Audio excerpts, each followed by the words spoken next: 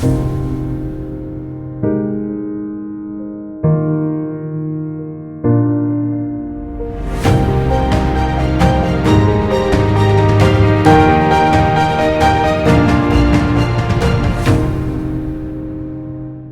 whiskey lovers and welcome to another one of Mark's Whiskey Ramblings. I was recently at a great tasting in Ghent where the range of Berry Brothers and Rudd was presented, and the apotheosis of that tasting, the grand finale if you will, was a Bunnahabhain from 1987. I mean this was put to sleep while I was not even of legal drinking age, imagine that. So I think we can say this is liquid history. And here she is, the Bunnahabhain, 28 years old, 1987, bottled by Berry Brothers and Rudd in what they call the Exceptional Cask series. Well, I think it's fair to say that this is quite exceptional, hence also the beautiful packaging, of course. This is not a cheap bottle, let me tell you that. But nevertheless, I tried it at that tasting and I was flabbergasted, so I got me a bottle. And it's pretty good, as you can see, because this was only a few weeks ago. But anyway, sharing is caring, right?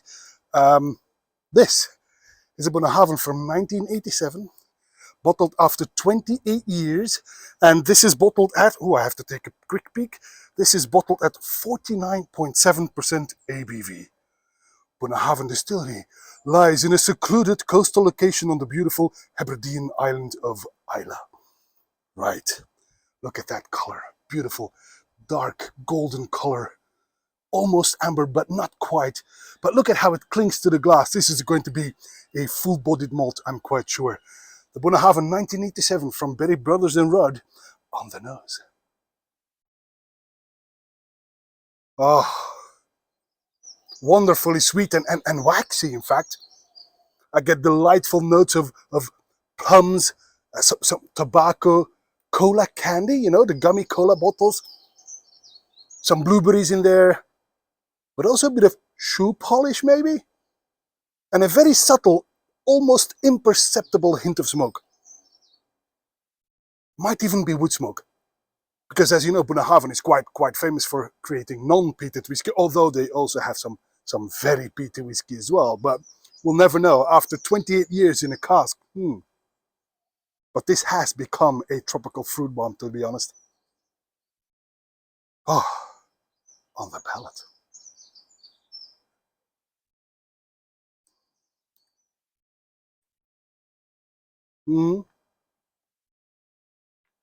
Soft spices from the first sip immediately warm your mouth, and then it follows with a salty edge in there, and that sweetness goes completely over the top then. Oh, but good.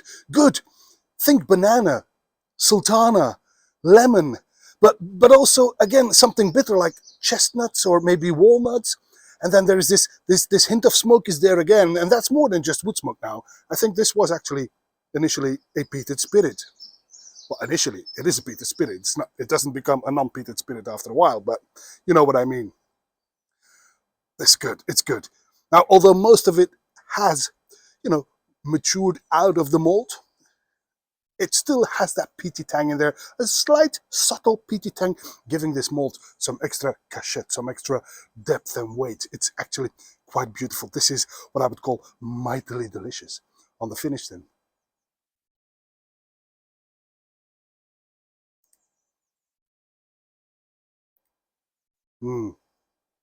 Long, pleasantly long, a bit spicy, somewhat drying, and above all, it puts a blissful smile on my face. This is actually, this is the reason why we love whiskey so much, because it can be so outstandingly beautiful. Exceptional, you bet.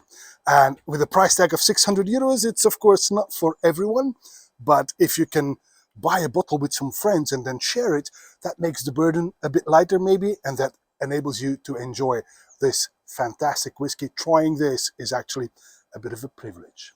And that, my friends, is all for this Whiskey Rambling. The Bunnahabhain, 28 years old, 1987 Exceptional Cask from Berry Brothers and Rudd. Outstanding. I hope to see you at one of Mark's Whiskey Ramblings real soon. And until then, may the malt be with you. Bye-bye.